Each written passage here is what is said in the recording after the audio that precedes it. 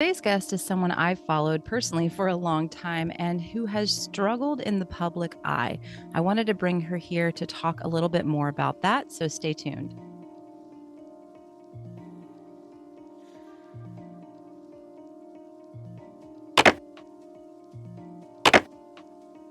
Welcome back. My name is Sarah. This is the Sarah Kleiner Wellness YouTube channel.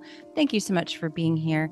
Today's guest is actually someone that I have been following personally myself, even before I started my YouTube channel and started putting myself out there in the public eye. Her name is Christina. She was formerly known as Keto Christina. Her videos got millions of views when she began to share publicly about how she had lost a lot of weight on a ketogenic diet. Now, recently things began to go south for her. And when she came out and began to talk about this, she received a lot of scrutiny. And as you're going to hear in this video, unfortunately, not a lot of support from other influencers and doctors in the keto space. So I really wanted to bring her here because as someone who works with a lot of people, I actually come across people who have a story very similar to Christina's. So a lot of this interview is me really wanting to help people, and I know Christina as well, wanting them to not feel so alone and as though they are doing something really wrong. I'm going to put all of Christina's links for her programs down in the show notes so that if you want to take part in what she offers, you can check that out down there. And my programs will also be linked down in the show notes for you as well. You can always save 10% on any of my programs with the code podcast. So I hope that you do enjoy today's episode. I do want to quickly thank a couple of sponsors for today's episode. You're going to notice Christina has some amazing blue blockers on during our interview because it was after sunset when we did it. So my go-to source for blue blockers for protecting my circadian rhythms and my circadian health is Viva Rays. And you can use code YOGI to save 15% on Viva Rays. Again, my go-to source, I'll put Christina's source down there in the show notes for you as well, but they are extremely high quality. Now, the second sponsor of today's episode is going to be Optimal Carnivore. This has been my go-to source postpartum, before pregnancy, during pregnancy, to fill in nutritional gaps so that I'm feeling my best and avoiding conditions like anemia, which I have struggled with my entire life. So I love Optimal Carnivore. You can use my code carnivore uppercase Y to save on those. And I'm also really enjoying their Brain Nourish supplement postpartum when I'm getting a little less sleep. All right, let's jump into today's episode. Thank you so much for watching. Hello, everybody. Welcome back. I am really excited today, kind of fangirling a little bit because I've actually been watching Christina's YouTube channel for years and have been a huge fan. And it's kind of like one of those people that you watch all their videos and you just kind of follow them and you feel like, oh, we've already just known each other for years. But this is really the first time we've ever talked on video. So Christina, thank you so much for being here today. Thank you for inviting me. As a woman from Dublin, I love the opportunity to talk. You may regret it. We may be here for a couple of hours. That's fine. That's totally fine. Yeah. And I also want to commend you. I did before the camera turned on. You've got your blue blockers on because it's dark there and you've got your studio lights. So Christina is doing good with her circadian health. I'm very proud of you.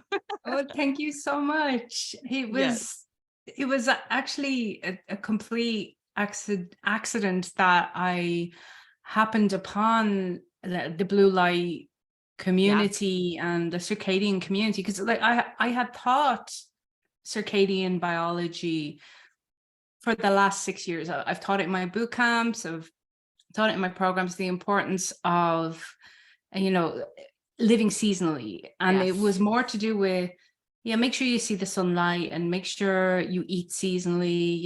Bananas don't grow in the Alps in any time of the year, so but I was asked to do a promotion with a brand called OcuShield.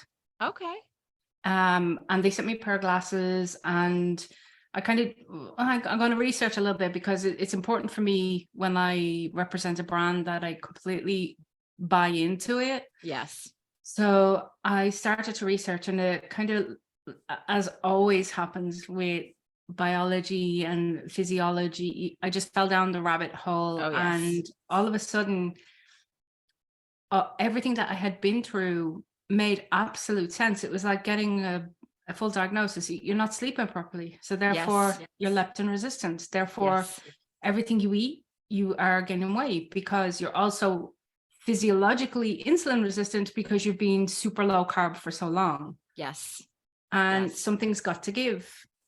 Yep. So that's a long way of saying, yes, somewhere in my blue, Awesome. light And if that's a pockets. brand that they have readily available in Europe, I'd love to put Mhm. a link underneath the podcast, because I get a lot of European viewers that Yeah. I have brands that I represent, and they're Mhm. always like, yeah, but I have to pay all these extra duty fees and this, that, and the Mhm. other. So if that's Yes. readily available there in Europe, then I'll get It a link is. from you, your affiliate link. Yeah. They're actually, I think they're actually based in the UK. So yeah, Perfect. yeah. Fantastic. Okay. All right. All of my UK listeners and European Brilliant. listeners, we've got a source for you now.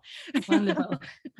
Well, so here's why I really want, and what you just basically said, why I really wanted to talk to you. I really watched your journey with kind of, losing all the weight on keto and really dramatically improving your health, and then kind of hitting this wall and coming to the conclusion, you even did a video, which I had so many people send it to me and ask me to analyze it. And basically saying that keto ruined your thyroid. And I know you came under a lot of, what's the Mhm. word? Just, you didn't get a lot of Scrutiny. scrutiny. Absolutely. For Yeah. saying that. So Yeah. maybe we can talk a little bit about that journey and, your Mhm. community, and just kind of how you got to that place. So I'm one of those people who found keto completely by accident in 2016. And I was in there on the ground from the very beginning with, like, when it was a really, really small community on Yes.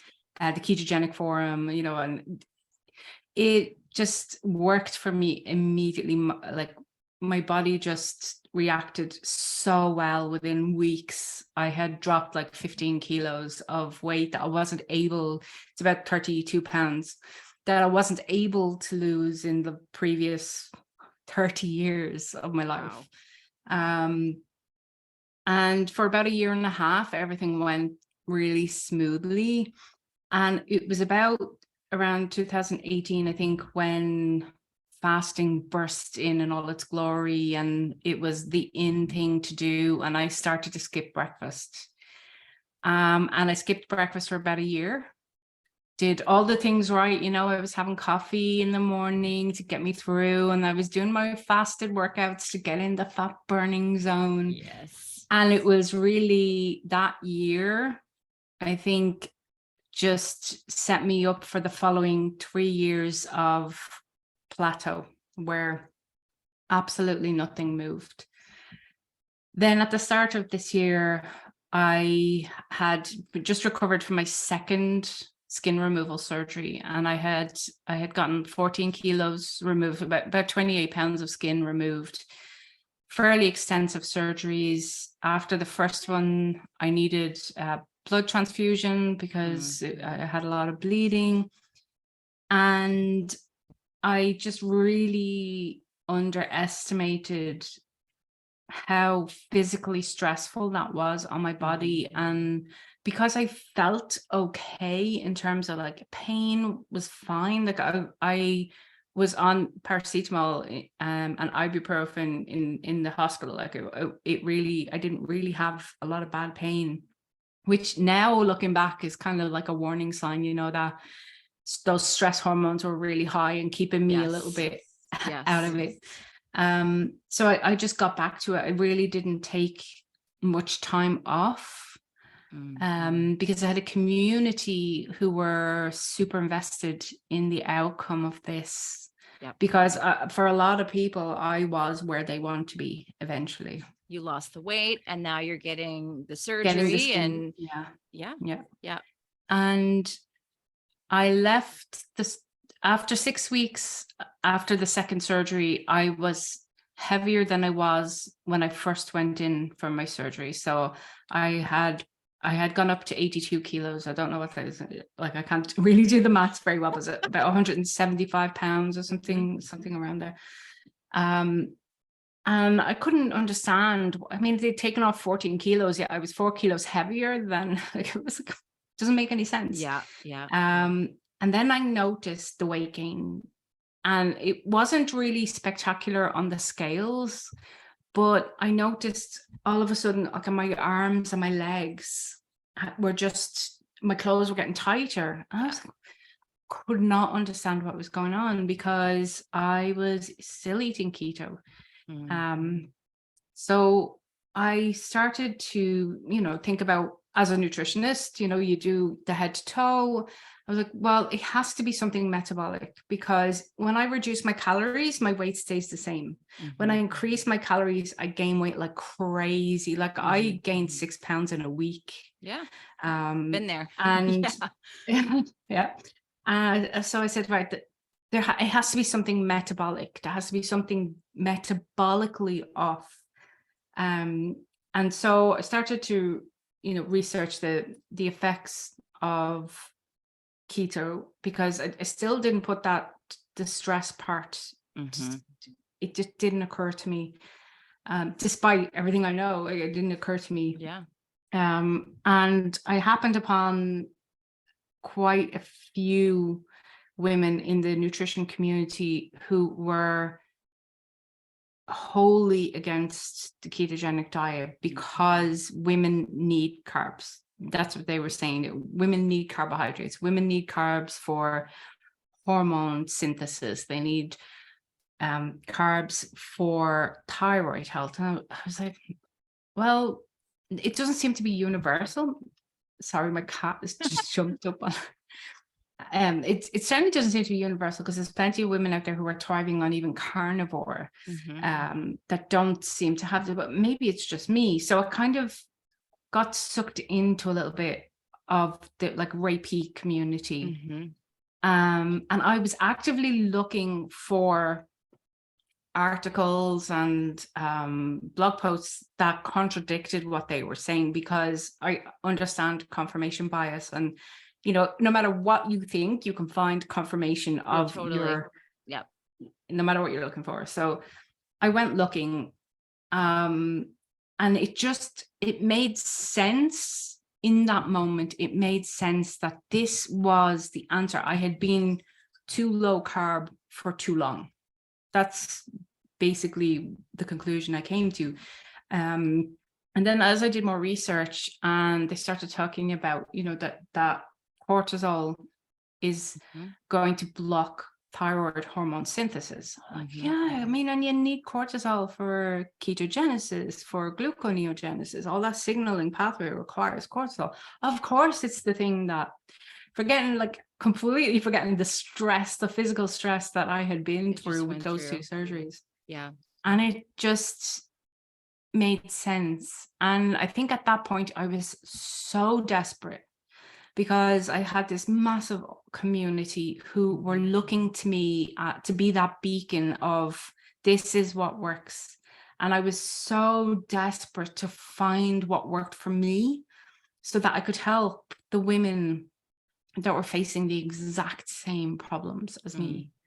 And I think that that's what made me buy into that, was finally an answer, because too well from your own journey what it's like to be facing an unknown about your body and your health.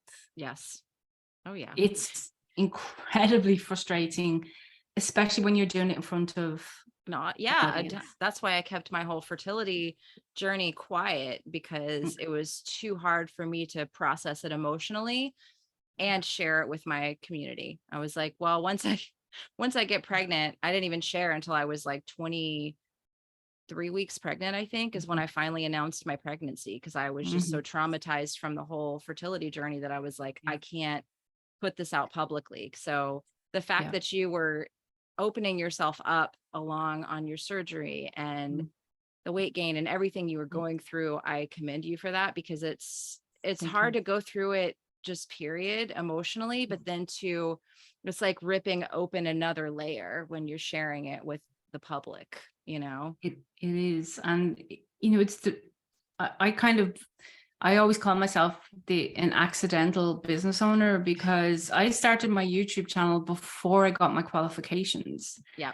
And what prompted me to get my qualifications was other women reaching out to me saying, please help me. Yes. So, Same for me. Same exact thing. I didn't start getting qualified and taking, all these courses and getting, letters behind my name until after everything had started, because you start it and people want you to help them. They see you, they're inspired, and they're like, okay, I want to do what you're doing. And so I love the fact that you did go and get that education, because I think that's very important. It is. And the most surprising thing about the scrutiny from that video was that nobody questioned my qualifications. Yeah. And that was really surprising to me, because do you know Patricia Daly? I don't think I do. So Patricia Daly is she actually lives in Dublin, and she's a nutritional therapist who specializes in keto for cancer. Ah, okay. And she herself used ketogenic diet. She had malignant melanoma in her eye. Oh, wow. And she reversed that. She basically cured herself of cancer. Wow. And she wrote a book with a chef called Dominique Kemp, who's an American chef. They wrote The Ketogenic Kitchen, which is a fantastic resource for anybody who wants keto recipes. But when they wrote that book, the Irish media tore her apart and questioned her qualifications. She had a higher level 8, an Irish level 8 higher diploma, which is its degree level. Now she's got her master's in human nutrition now, but at the time they were questioning her, like, you're not a doctor, you're not a dietitian, who are you? And I was really surprised that didn't happen to me. I expected that to happen to me. But what I found was it was two very different groups of people. The ones who I had gone to, because I personally know a lot of like the big players in the keto community, because I had met them before keto blew up. So we already had those pre-existing relationships. I went to Keto Fest in 2018 and met them all in person, and we had amazing conversations. But when I went to them and I said, hey, look, this is happening to me, and they're like, just keto on, just keep going, it'll happen eventually. Keto harder, more, longer, restrict more, fast more. Yep. Universal. I've heard it. Yep. Right. Just harder, faster, stronger, longer, less. And when I made that video, that group were silent. Wow. Nobody reached out to me. Nobody said anything. Then there was another group, and this was the women in the keto community, right? So these are very well-known women. I don't want to mention any names because I don't want to call anybody out, even in a positive way, just in case they don't feel comfortable with that. But two very prominent women in the keto community came to me and they said, we understand, but we don't think you're right. So let's try and get to the bottom of this.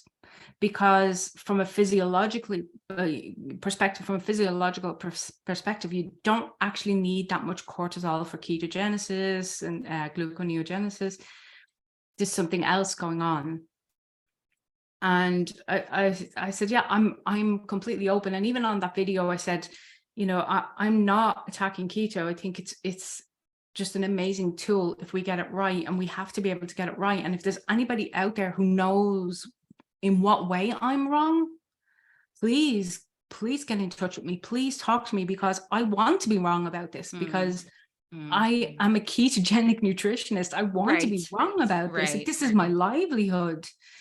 So yeah, these women that came to me, they didn't have answers either. And they just were adamant, look, it has to be something else. Keep searching, keep doing your research, because from what we know, it can't be keto. And I was like, well, you can't say that, right. You can't, because definitively there's no long-term research done on it. Right. There's no long-term studies. Women, women who are over 40, right, and women over 40 who have been obese their entire lives. That's me. Yeah. Yeah. We are just not physiologically the same as a group of healthy 25-year-old men who do keto for 3 days in a study. I I'm feel sorry. like perimenopause especially is just such a delicate time for women, and that is kind of, it gets lost, it gets kind of swept under the rug, you know. Yeah. And even menopause too, you know.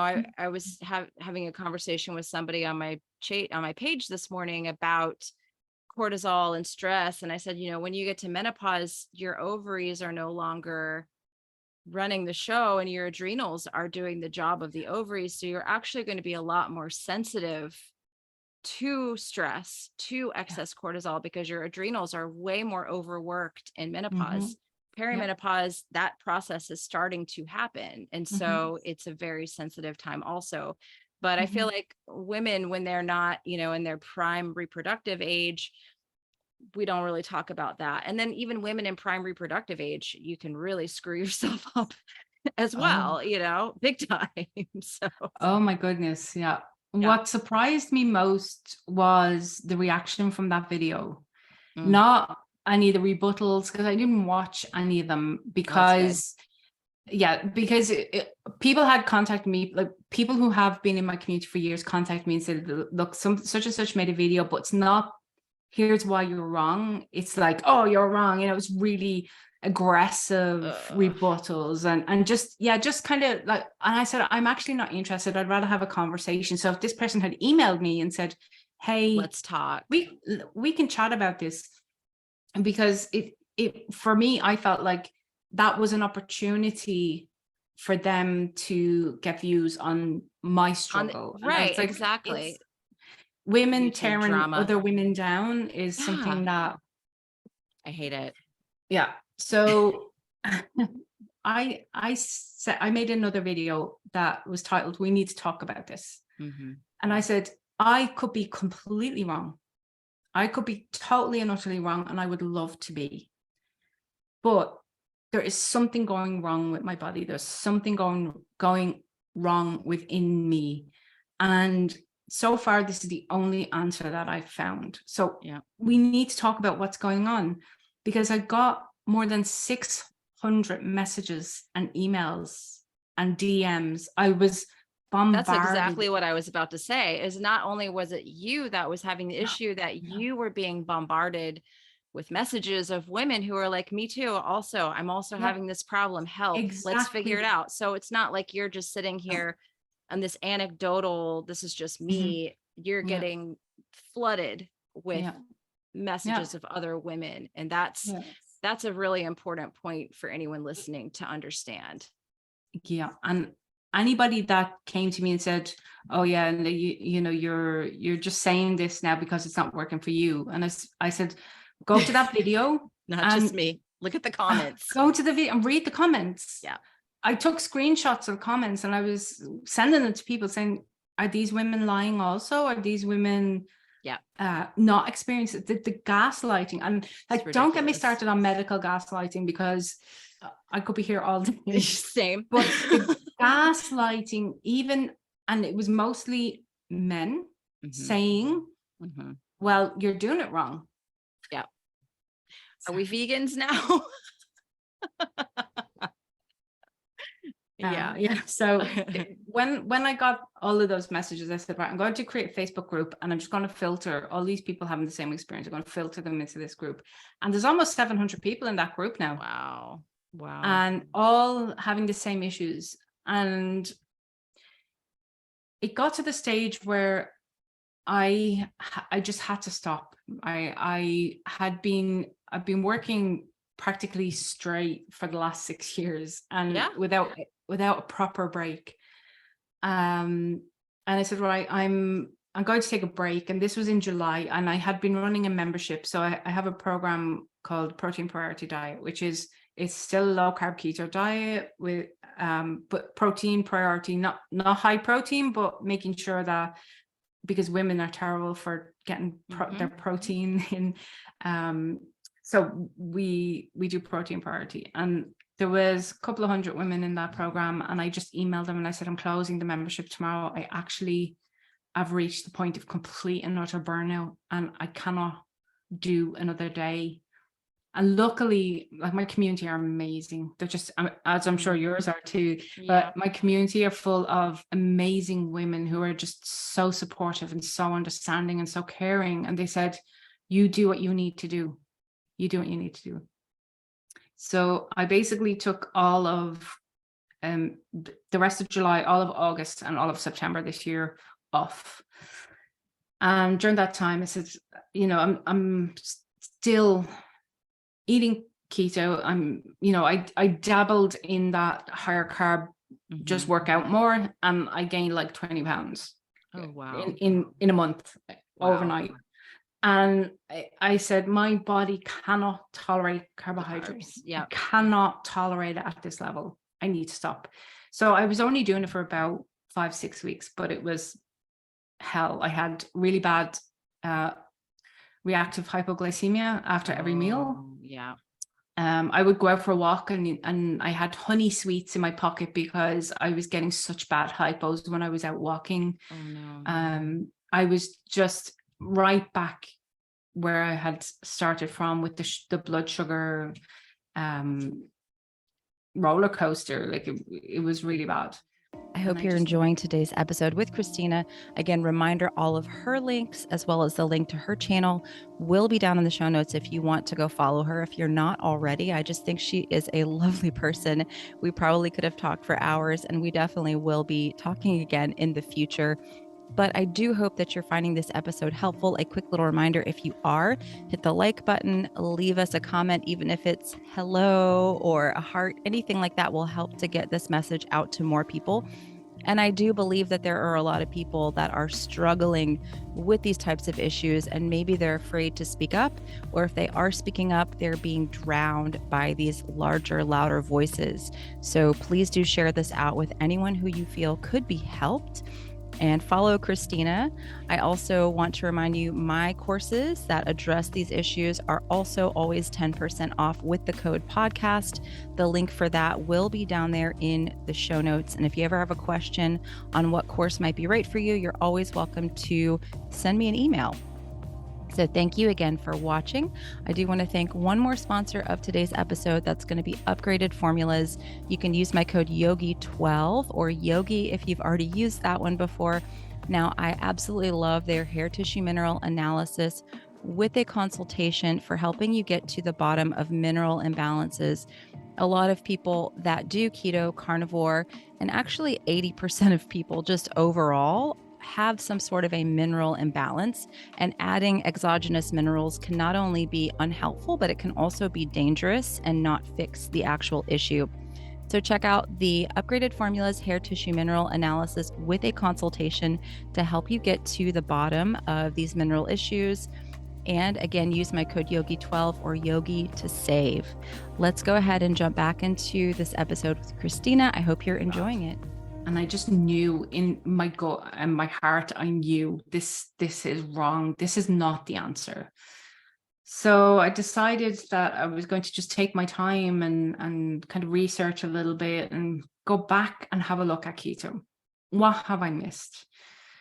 So I'm a qualified nutritionist I got my education in Ireland, but I also am a certified ketogenic specialist through the Nutrition Network, which is Tim Noakes Nutrition Education Foundation. And that's where I got my my ketogenic certification. And they emailed alumni with some offers over the summer of courses to do. And one of them was to do diabetes reversal practitioner training. And I said, I feel like I may have some gaps around type 2 diabetes. Maybe I could fill in some gaps, in my knowledge. Let's just take it. And it was during that course that I said, no, this is what I need to do. I need to be doing this. And so I searched for more answers, and then cortisol was the word that kept coming up, cortisol. And when I looked at the studies of exactly how much cortisol raises on keto, Like, it actually can't be keto. That's not the problem. And then it was again down a research hole of rushing woman syndrome. Have you heard of rushing woman syndrome? I have. Yep, I have. Have you read the book? I have not, but I've heard of it. Dr. Mindy Pell's talked to me about it. But yes. Yeah. So I Googled, somebody mentioned it in an article I read, and I Googled it, and I was like, you know what? That is every single woman I have ever worked with has rushing woman syndrome, an endless to-do list, just a horrendous mental load on top of the day-to-day jobs that they do, like the work that they do, the unpaid care. Like, I read a book a couple of years ago called Hidden Women. It's about how big data, which is what the entire world is designed upon, is based on white men. Oh, yes. And so if you think of the city transport systems, they're kind of in a spider web. Yeah. Because it's based on men's transport usage. So they go from home to the office, office to home. So that's why they're in this concentric circles, because that's the way men travel. Women don't travel like that. Women go from home to the nursing home to visit mom, to the doctor with the kids, and then go to work. Yeah. And they have to get 4 buses because the transport system is not set up like that. So it's just an example of how women are lost in big data, which helps design cities and transport systems and working style and working life. And I realized that it was all of the other stresses, but it was still cortisol. I was right about that it was cortisol, but it was lack of good sleep, lack of sunlight, because at that point I was probably working 10 hours a day and not going outside. Yep. Because when you love what you do, right, you want to can do easily. It. So my husband is always getting at me. He's like, all right, you need to unplug and I have limits with myself, like 8 o'clock, that phone goes away. I can't touch it. And I don't pick it up until 9 o'clock every morning. You know, I try to set those limits, but when you really love what you do and you love you love your members and your group. I'm the same way. I love my ladies in my group. I love a lot of my, people on Instagram. I feel like I have all these friends all over the world, and it's like, oh, it's hard. And then you don't realize that you're in this kind of fight flight state. Yeah. And you're not aware of your body at all. You've totally disconnected. Absolutely. Yeah. It got so bad for me at one stage that I was actually suffering from air hunger when I was lying down to sleep at night. I was like, what is yawning that? A lot? No, just when you're falling asleep, it feels like it's almost like sleep apnea, but it's like just before you fall asleep, and it's not really yawning, it's like a gasp. So I was like, oh wow. It's like you've gotten a fright without the fright. It happened to me a couple of times. I was like, oh man, this is not right. This is not right. There is something wrong with me. And my doctor's she's usually quite good. She kind of rolls her eyes at me a lot because she thinks the nutritionist can't possibly know everything that a doctor knows. So I asked her, we were testing my blood because my ferritin was really low after needing the blood transfusion. Oh yeah, definitely. And I needed to get an iron transfusion. So we were doing a series of tests every 3 months to check my ferritin level to make sure it was coming back to normal. And the first 2 times I said to her, can you please tack on a thyroid panel? The needle's going to be in there. We might as well get, a good picture. And the first 2 times I just got my TSH back. And, I said to her, the second time I said to her, I asked you for a full panel. That's not a full panel. No. But at that time, I wasn't so much focused on the thyroid because the TSH was okay. And I know that before my Hashimoto's diagnosis, I had kind of like just type 2 hypothyroidism, just unidentifiable cause, with a high TSH, but my T4 to T3 conversion was fine. So I was able to be on synthetic T4 because I had no problem with the conversion. What I had the problem with was the TSH. So the third time I said to her, there's something really wrong with me. I'm gaining weight like crazy. And she was like, yeah, but your age. I was like, I'm 42. No, that's not. No. No, I'm sorry. No. No. And of course, she's a slim woman, never had a weight problem in her life. So no understanding. She said, would you like to see a nutritionist? I was like, I am a nutritionist. I am a nutritionist. And she was like, yeah, but you know. Oh, God, goodness. You're like, no. So I said, no, I just want a thyroid panel, please. And I actually went in with a list in my hand. I said, I want TSH, I want T3, T4, reverse T3, and I want both antibodies. And if the only one she wouldn't give me was the anti-nuclear antibodies. So the one that tests for all autoimmune. Yeah. She was like, no, your insurance company is not going to pass this. And I was like, I'll pay for it. And she was like, no, we don't really do it. She wouldn't do fasting insulin. I had to insist. That's what it was like with my fertility journey too. An endocrinologist, and I was having all these fertility issues. Like, well, your insurance won't pay for that, and we don't normally do that. And it's like, I went out of pocket and just found a lab that would draw it for me myself. I was like, okay, fine, I will pay a few $100s to do this myself. I need to know what's going on. Yeah, it's frustrating. So when the results came back, at that point, I had already been a few months back on keto. And of course, my LDL was slightly elevated. Everything else was perfect. And she was like, you can't. And I was like, don't go there. All of my other metabolic markers are perfect. My fasting insulin, my HbA1c, everything is perfect. This is what happens when people eat keto, because guess what? We're burning that LDL that's going around. Like, as long as your triglycerides aren't like over 150, I'm not worried about it. My triglycerides and HDL ratio were 1. It's like, beautiful. You can't get any more perfect. Beautiful. That's amazing.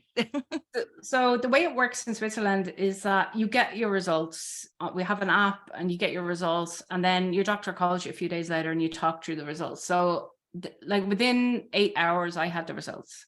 And I saw the antibodies were, I think, so the clinical range for Switzerland is like 40 and mine were like almost 400. Oh my gosh. So I said to my husband, I knew it. I knew my thyroid. There was something wrong with my thyroid, something going on with my metabolism. I said, I have Hashimoto's. And he was like, well, you knew, and now you've just got confirmation. Yep. But what was interesting was the conversation I had with her. So she called me and she said, yeah, everything looks fine.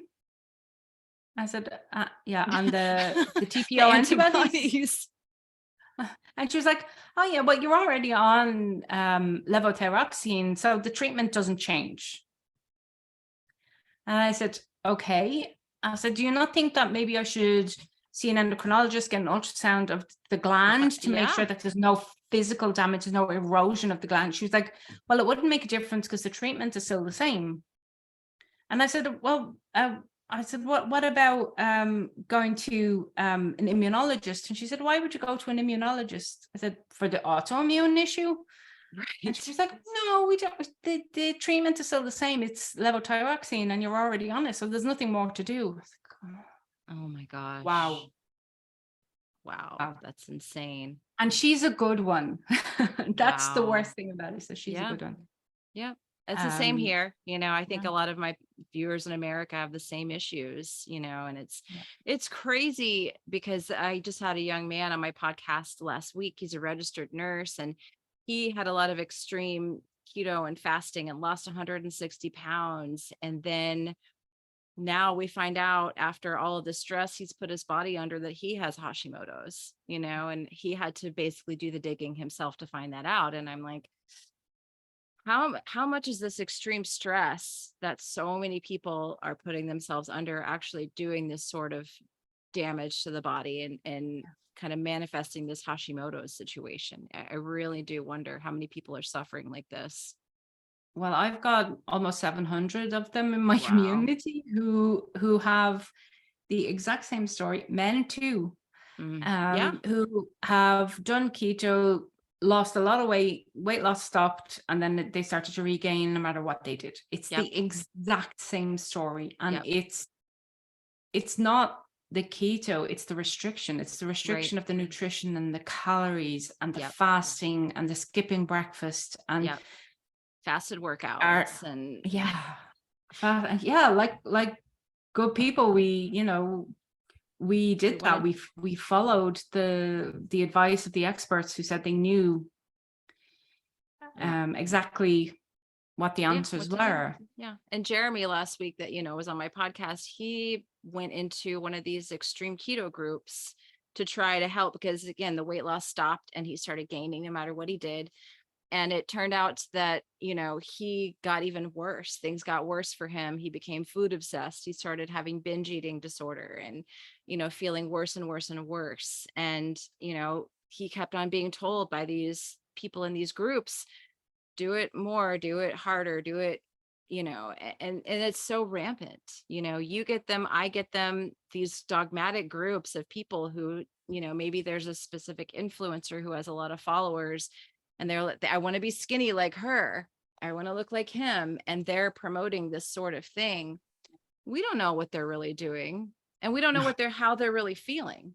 We don't know what their blood work looks like. Maybe they do a cholesterol panel or something like that to put up some numbers every now and then and say, here's my blood work. What does your thyroid really look like? How are your minerals? How is your sleep? Are you, there's so many things that I think people, you can put up smoke and mirrors because you're popular and you have a lot of followers. But what you're doing is so commendable, because, and I feel like people just need to hear this message because of the suffering that's taking place behind the scenes, and I just thank you for sharing this. And so you found out you had the elevated antibodies and it's like, now what? And that's the question, now what?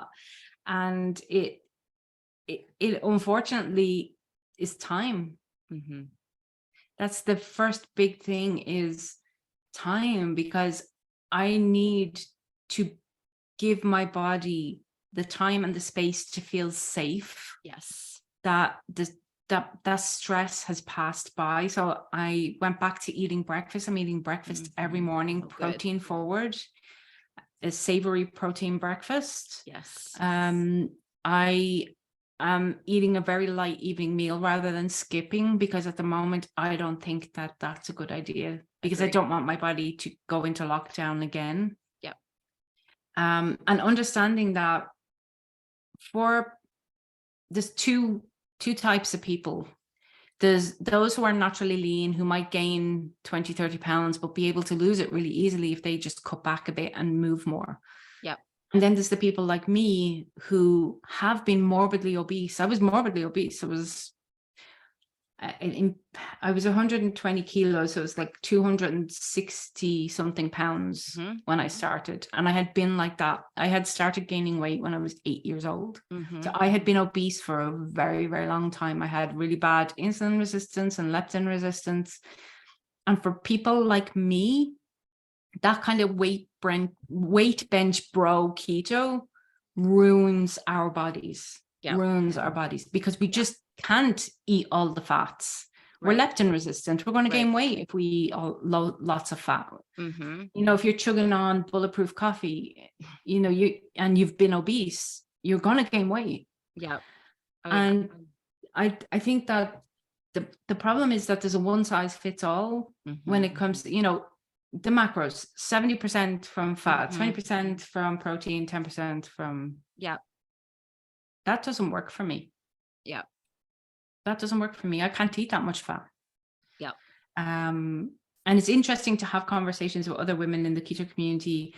I don't know if you know Brenda Bennett, Sugar-Free Mom. I don't. So she's got a wonderful website full of like a huge repository of keto recipes, and I think she has Hashimoto's too. But even she said, like, when she was trying to lose weight, she had to bring her fats down to like 60%. She said, I just couldn't do it. I couldn't. If I did, I would gain weight. Yeah. So this one size fits all macro Yeah. dogma. It's ridiculous. And it's the high fat is making a resurgence right now, because all my videos that I want to scream, like I want to take the videos down, but I haven't yet. All my videos where I went really high fat are really popular right now. They're getting a resurgence, like 1,000 views a day. I'm like, I made this video 2 years ago and I gained 20 pounds when I did this Yeah. technique. Didn't people catch that part of my story, that this is what made me gain 20 pounds, was doing this high fat approach? Yeah, You it's know, confirmation bias, isn't it? right. They want to find the answers that support their beliefs. Right. Yeah. And the thing about it is that, I always say that I find it really hard to market myself as a nutritionist that works primarily with people for weight loss, because it's really hard not to sound like a snake oil salesman. Lose 20 pounds in a month, that kind of thing. Yeah. I can't do, I wouldn't do it. I It's can't just do that either. Yeah. it's just so unethical. And Yeah. it's like, get your bikini body. That's what it feels like. It feels yucky. Yeah. And I try to be realistic with people in my marketing. And maybe it's not working. Like, but I will not try to sell snake oil. Yeah. I will not tell women that they can eat 1 meal a day for a year and drop all the weight. No. Because yes, you might drop all the weight. Yes, you might get to your goal weight, but you're not staying there. But then what? Yeah, exactly. I'm like, then what happens? What's the aftermath of that sort of behavior? Yeah. You can live the next 20 years on cigarettes and coffee and then have a heart attack. Right. Exactly. Right? Yeah. It's a disaster. And I feel like that's, my channel was kind of getting bigger because I was talking about carnivore this and that and the other. And then I stopped, and my channel stopped growing because I quit putting out a little bit of this kind of extreme ideology of, here's a macro amount that's going to be perfect for you. And I started focusing more on circadian health and quantum biology and bringing more of those people on my channel, because that was what was really making a bigger difference for me. It wasn't specific macros. It was my light environment. It was the fact that I needed to be outdoors more and learn things like red light therapy. And, people ask me all the time, what are your macros? I'm like, I don't know. Yeah. I'm breastfeeding. I went through a pregnancy. I'm 43. I'm breastfeeding, pregnancy. Like, I don't track my macros. I make sure I get adequate protein and enough nutrients. That's my goal right now.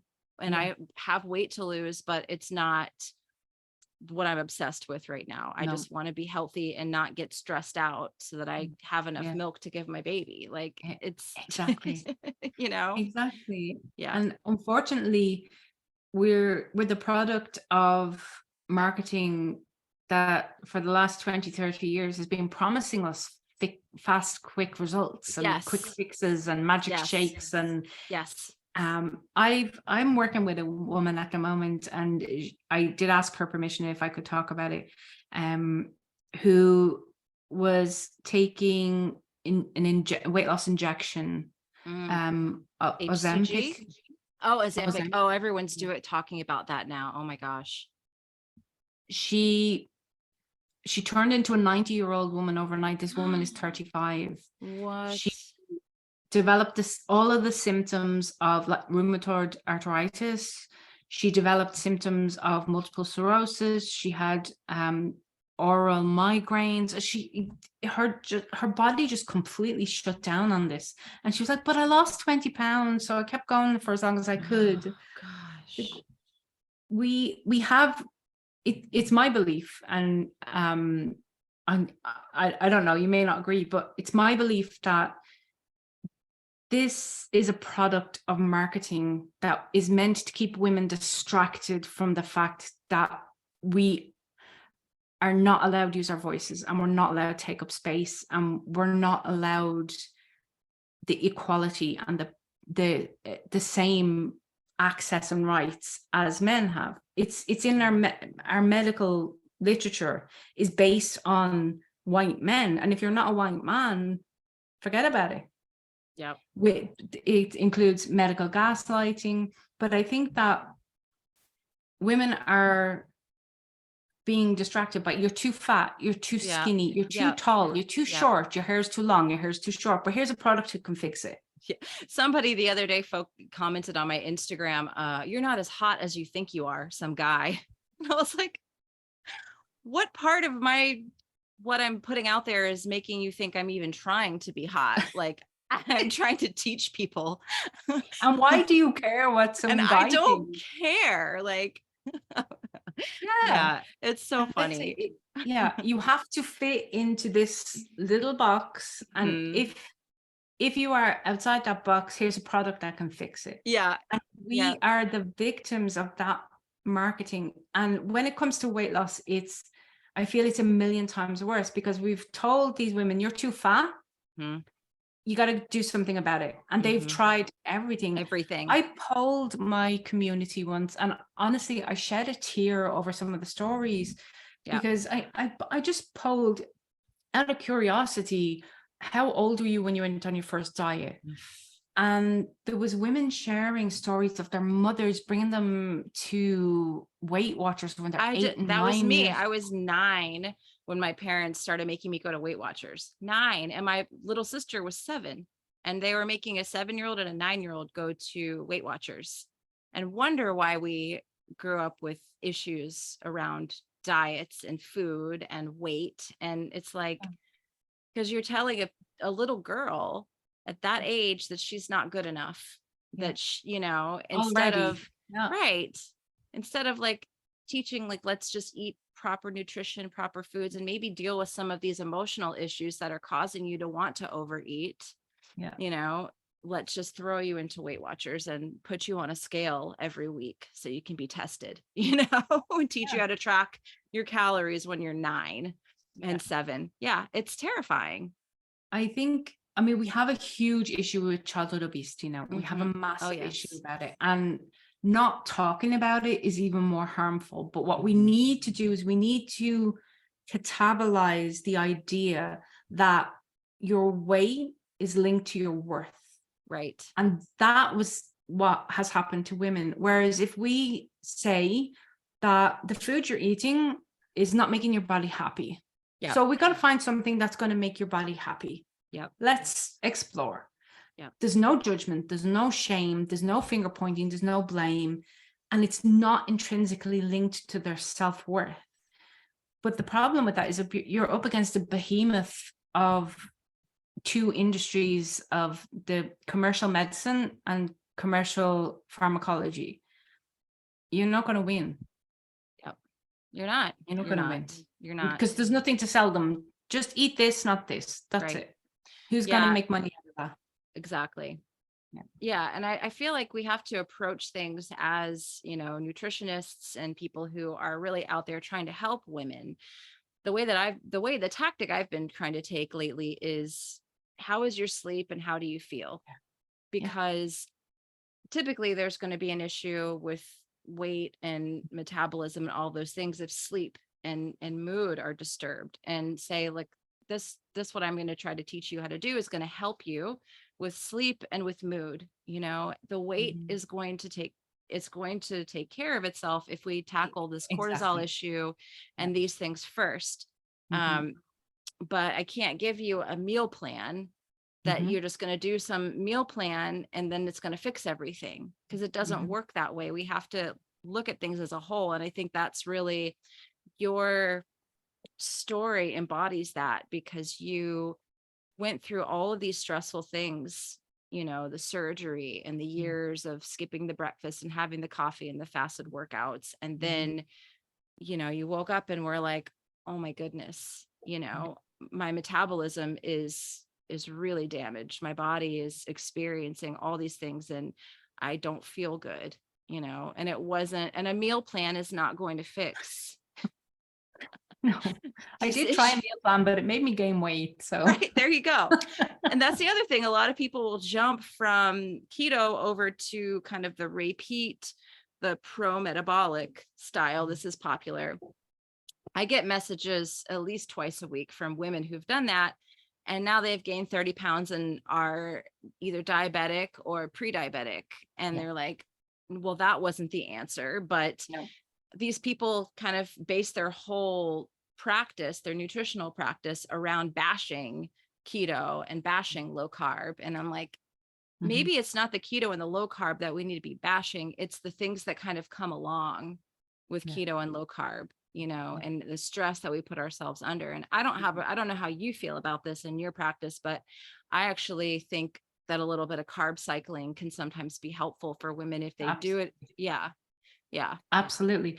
So I completely rewrote. I have a keto boot camp. It's a 6-week program that I completely broke apart and rebuilt, because I got rid of the overt focus on weight loss, because the weight loss will take, like you said, that's my message. The weight loss will take care of itself. We got to look at everything else. Other things. Yeah. I never gave meal plans. And, you know, it was a source of frustration for some customers, some clients, especially. It's like, I need a meal plan. It's like, no, you need to learn.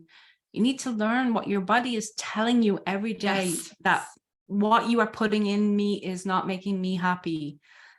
I made a reel a couple of weeks ago saying that the 3 things that I really wished women would stop telling each other and saying about themselves is that PMS is normal. It's common, but it's not normal. Yeah. Menopause symptoms, common, not normal. Right. And bloating.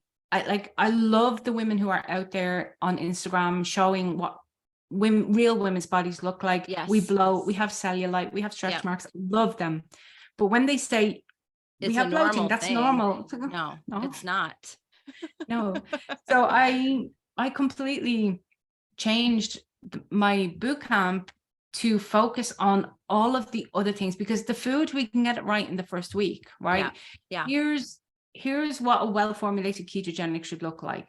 There's no calorie limit. There's no calorie restriction, right? You have a protein guideline. It's a range, right? You need to find what works for you.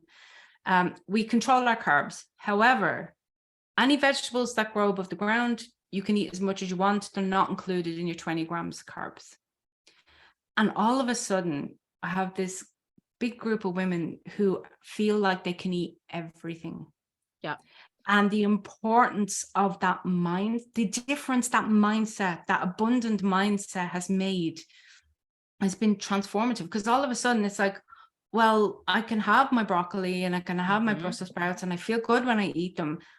But it's even better because then I can have a square dark chocolate in the evening and that keeps me going. And most days, like, they're under the 20 grams of carbs because they're filling on vegetables that feel good.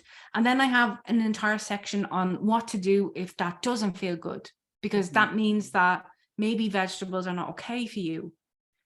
If you feel good, you're not in that group of people. But if you are having these physical symptoms, then maybe we need to dig a bit deeper into the gut health. And I want to empower women to understand what works for their own bodies. And I understand it's frustrating that there's no meal plan, there's no eat this today and this tomorrow. But it doesn't work. And I would be just doing them a massive disservice. And I think I've never offered meal plans in my boot camps. My private practice never offered a meal plan ever. Same. I'm the same way. And I get messages because I have the 21-day leptin reset and they're like, well, where's the meal plan? I'm like you, here's guidelines, here's the ranges, here's a suggested, winter produce, summer produce, like look at, depending on the level of leptin resistance you are, like how many carbs you should have. There's ranges, but I want people to do all of the lifestyle things and have that appetite correction and start to feel better. And the weight is going to take care of itself. Absolutely. But it's frustrating because there are so many people out there that kind of sell these meal plans and lose 10 inches in 10 days. And I'm like, well, all right, I guess I'll talk to you in a few months. I always say that. And do that. And I'll still be here in a few months after that stuff has gotten your adrenals in a worse off situation and your pocketbook a little more empty, because it ended up not working. So it's hard. It's hard. And, maybe it does help people to have some structure But Okay. I find that a lot of people that do my program, share yours too, they start to find meals that work for them, and they kind of create their own meals based on those guidelines. If Yeah. you're sticking to protein and fat ratios and, Mhm. those general guidelines for your Yeah. body, you start to make your own meals, and you can eat the same thing Yeah. every day if you want to. It's Yeah. fine. Absolutely. You know, Yeah. I you don't mean, have to I've overcomplicate eaten it. bacon and eggs every day for the last 6 years, you Yeah. know? Yeah, my breakfast casserole, I just make that every Sunday, and then we eat it, every day. It's easy. Yeah. Yeah. Yeah. I know I get messages saying, I need to lose 15 pounds. Can I lose 15 pounds in a week, in a month? And I'm just like, yeah, if you amputate a leg, that's Right. the only way I Exactly. guarantee that. But otherwise, Exactly.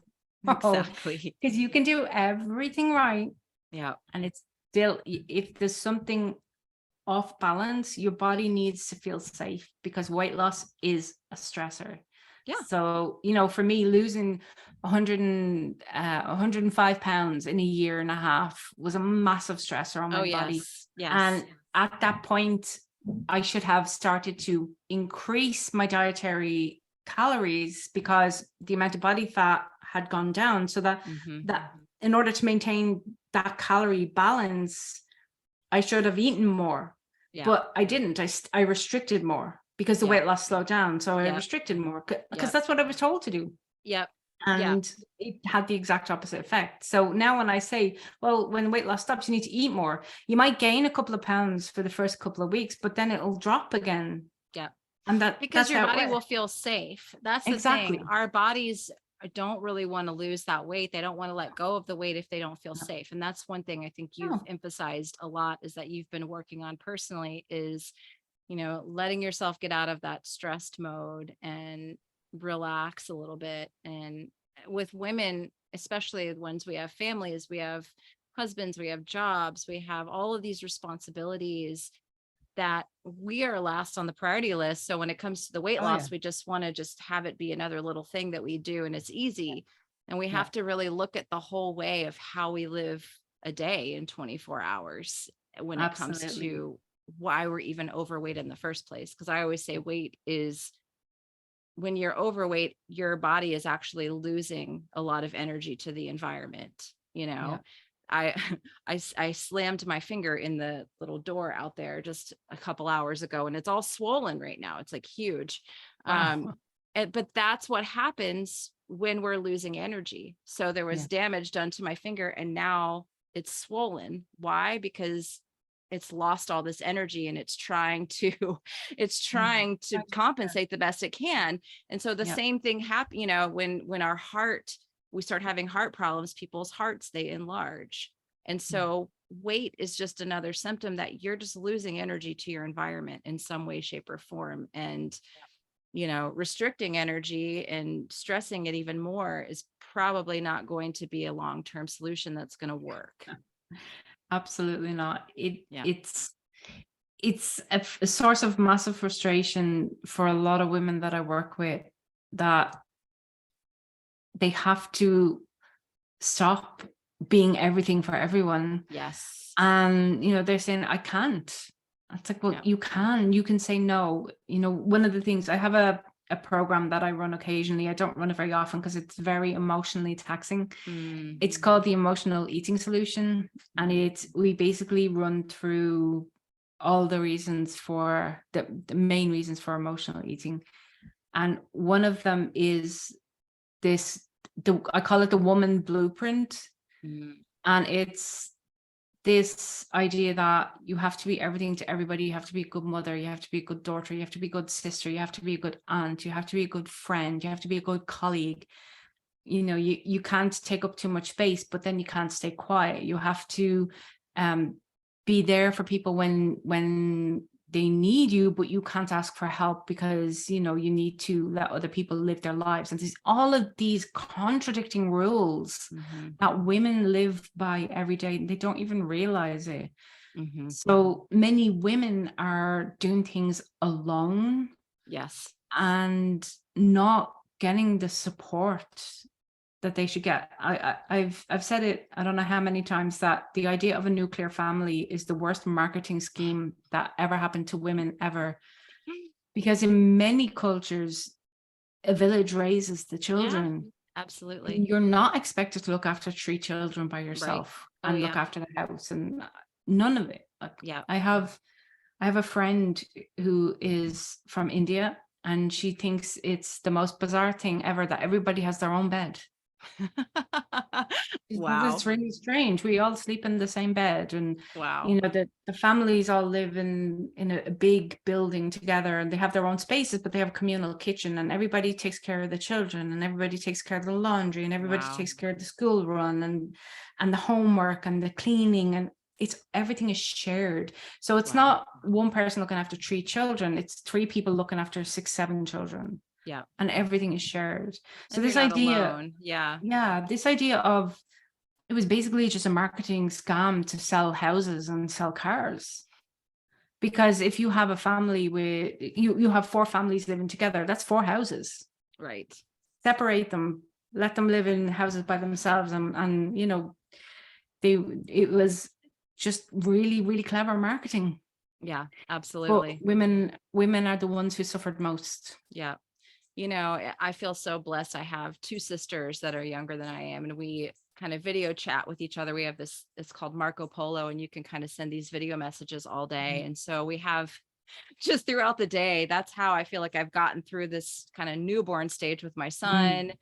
They both have little ones, and we just are kind of constantly on there video chatting to one another about different things. And because you forget, you know, my daughter's 15, so I don't even remember any of the stuff that I'm going through now with my son.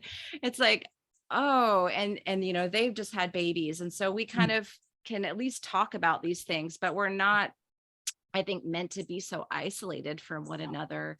And I think that's the power of like conversations like this. Absolutely. And what I really wanted to get out there, this message to women especially, and men too. You know, I did a conversation just with a man last week, but just to not feel like they are doing something wrong, that they're malfunction. There's a bigger problem, and you know, there is support, there is help, there's groups like yours, groups like mine, and you know, they don't have to feel like they're doing everything right and not having the results that they want, that perhaps we need to take a deeper look at things, right? Yeah.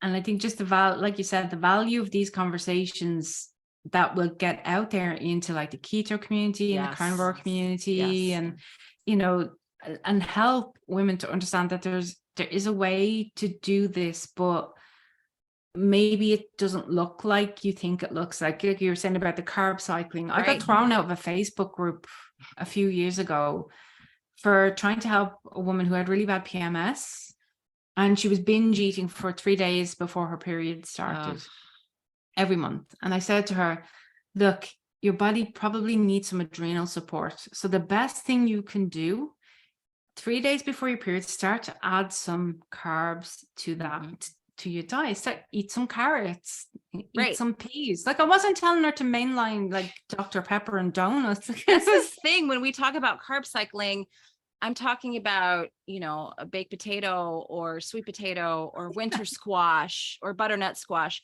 I don't know a lot. I'm not talking about candy bars and soda.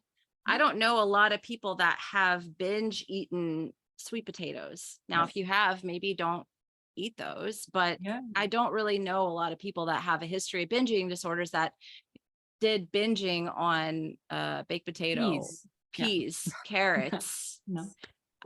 That's hard to do. Apparently I broke the guidelines because we're not allowed to recommend anything outside the approved carb lists, and so I was thrown out of the group. Yeah, that's how these groups work. And then the unfortunate thing is, it's, you know, everyone is cheering about how great that they're doing in the group, and then there's the silent group of people who are just there, and they're suffering, but they're like, well, look at all these people having success, so I'm doing this wrong. This is my fault. And you know, I hate that. I don't want anyone to feel that way. There's, you know, so. And I think one of the fundamental things that we need to help men and women understand is that the kind of really popular influencers who are, they're slim and they're active, and they don't have the same history of chronic obesity that many of us have. Right. And we need to have different conversations. Your keto can't look like her keto. That can't work. No. I get a lot of women actually who come from eating like recipes that have like 30, 40 egg whites in them. Oh, and, no. Oh, gosh. And they have really bad, really bad autoimmune flare-ups. And I'm like, you're eating 6 egg whites a day, like every single day. And I literally just had the conversation in boot camp this week, and somebody commented and she said, egg whites are bad for us. I said, no, be careful about how we use language. I didn't say that egg whites are bad for us. What I said was that protein tends to be the thing that our immune system is going to react to. It reacts to it. Yeah. So if you're eating high volumes of the same protein over and over and over again, your body can accidentally interpret that as a pathogen. Exactly. And it can cause a flare-up. So modestly, you can eat your hot egg white bread, but eat it once or twice a week. Not every single day for every meal, so you can have sandwiches. And yes, the egg white bread has created some massive issues for people, and I've seen the same thing. And I'm like, and then I have people that will binge eat the egg white bread, with butter. Okay. Oh yeah, I've had a lot of people that will do that. They're overeating the egg white bread and they're putting a ton of butter on it, and they're like, well, I've gained all this weight. And I'm like, well, yeah. And my autoimmune symptoms are back and I'm gaining weight. I'm like, well, how much of the egg white bread are you eating? Oh, a loaf, with butter. Okay, there, Yeah. It's the same with even with the keto baking, like that. Oh gosh. There's recipes that call for like 150 grams of almond flour. Oh no. And I'm saying, right, I want you to buy a pack of 150. I want you to get 150 grams of raw almonds, and I want you to try and eat them in one go.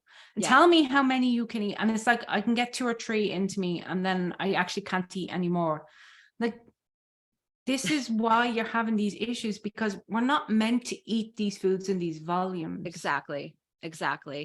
Yeah. I think where I've gotten back to, and it sounds like you have too, is just common sense of, and we want to put a label on it and make it a fancy diet. But honestly, if we eat food that is from the earth, that doesn't have a label, that isn't processed, it's a lot easier. And yes, a lot of us do need to limit the carbs, and use those a little bit more strategically. But overall, taking a little bit more of a common sense approach to nutrition and our lives, I think is what we need to be talking about more and more. Absolutely. Yeah, absolutely. Completely on the same page. Yeah. Well, what's next for you? I want to know, I want to hear about your groups, and I definitely want to link all of that in the show notes for everybody. But after everything that you've been through and learned, what's next for Christina? Well, I didn't actually do very much with that metabolic rehabilitation group because I had hit burnout at that point. So I just messaged the members this week and I said, look, I understand I haven't been very active in the group, but I'm sure you all understand that I needed to heal myself first. So today I did my first live in the group, and we were talking about 5 of the reasons why people find that keto stops working for them, which of course has nothing to do with keto and to do with everything we've just talked about.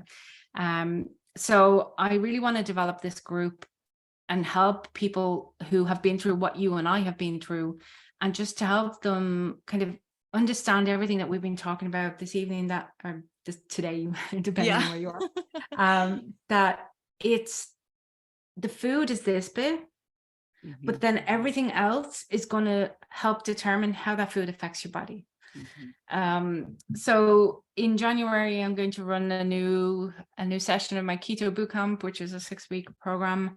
But it's a membership for life. You come in, you do it once with us, and you stay and you repeat it, because there's so much to learn. And I always say, you can't possibly learn all this in 6 weeks. Yeah. This is a lifetime of learning. Get the food right first. Get what food works for your body right first, and then we'll move on. Yeah. And be patient and give it time. I did really struggle with deciding whether to go back to YouTube or not, because I have found that people are very brave behind their keyboards. Oh, totally. That's why I have pulled way back from YouTube, honestly, way back. Yeah. So I basically, what I do is I say to people, if you want to talk to me, come join my group. I'm not reading the comments on YouTube. I'll leave them open if you want to have a discussion, but I'm not going to read them, because it's like and don't get me wrong, the vast majority are usually really supportive and really nice. Yes. But then you've got, it's the majority are men. There are some women, but the majority are men who have opinions that they want to share. Opinions about your body, opinions about your voice, about your... I had someone tell me that I need to get braces. I'm like, yeah. Somebody commented once saying that. That's not the word I used, but yeah. I digress. Somebody commented once and said that they needed subtitles on my video to understand what I was saying. And I was like, I don't even have a really strong Dublin accent. No, you really don't. I really don't. You don't. So yeah, I think other people's opinion of me is none of my business. So you can keep your opinions on YouTube, and I'm just not going to read them. So what I've been doing is saying to people, join my email list, because there we're friends, and there you're going to hear from me, and you're going to get information that I'm not going to put on YouTube. So that's basically what I want to do for 2023. My word is play.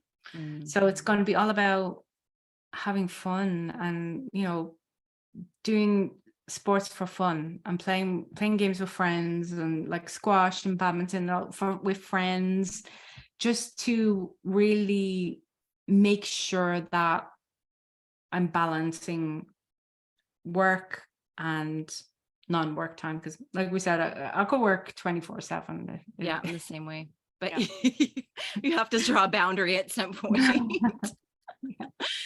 Yeah. I love it. And I definitely want to put all of the links to all of these programs and things in the show notes, so that people that listen can join those. And I'm going to try to follow suit as well, because I've also pulled way back from YouTube. I don't think I've done like a personal YouTube video in a very long time, because of my pregnancy and newborn life, and just needing to protect that energy. But just the comments, even though I haven't put anything out, I still will check the comments, and you're just like, oh God, why did I do that? Why? Why did I look at that? And it's like, you're lying awake at 10 p.m. saying, don't respond. Don't respond. Don't do it. Resist. Don't. Exactly. I usually respond with like a heart. I've told my private group members, I'm like, if I ever respond to a comment and it's just a heart, that's me inside probably cursing this person out, and just like, so if you ever see that, know that that's what's going on. And I'm not, I just like, heart. Okay. You just have to protect your energy that way. And absolutely. I always say that the energy that you're putting out there is going to come back to you. So even if someone is putting out something really nasty, I try not to respond in kind. I just let it go, or even say something kind back sometimes, but it can be tough. So it is difficult. It is difficult. Yeah. Especially when the comments are nothing to do with the video. Like, you need a haircut, or you look tired today, or when was the last time you dyed your hair? It's like, yeah, exactly. I get those That sounds too. like a you problem, not a me problem. If what I'm wearing makes you unhappy, why is that my problem? Right. the the fun of YouTube, Oh yeah, the fun of it's the social media. special place. It is. It really is. It Yeah. is. Well, this has been really, really awesome. And I'm so glad that you agreed to come on. I was so excited when you said yes. And I've been looking forward to this chat. And I'm looking even more forward to sharing it out there on podcast and YouTube as well. So be nice, guys. But thank you so much, Christina, for being here today. It's been absolutely a joy to speak with you. Thank you for having me. I really appreciate it. I can't believe how quickly the time has gone. I think, we could talk for hours. We could. We definitely could. We'll solve the world's problems together. We will. We will. All right. Thank you.